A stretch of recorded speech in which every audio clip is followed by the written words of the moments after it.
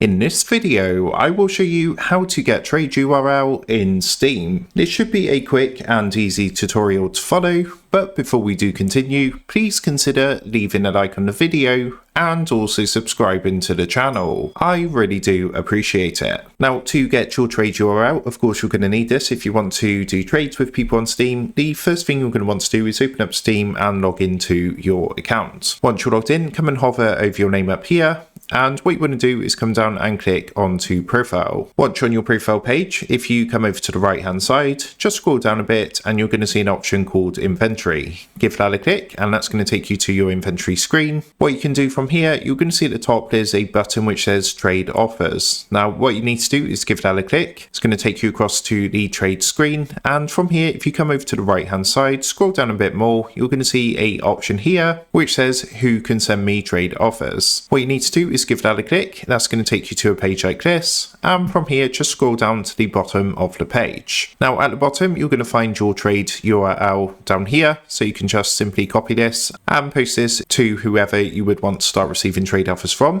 What you can always do as well is click the button here to create a new URL. It's going to come up with a window like this. Just click the green button and it will create a new link for you to share to start receiving trade offers. So that's how to get your Steam trade URL. With that being said, I hope this quick tutorial did help you out today, and if this did help you out, I would really appreciate it if you was to consider dropping down below the video, leaving a like, and also subscribing to the channel. With that being said, I just want to take a minute, thank you guys for watching this quick tutorial, and I will see you in the next video.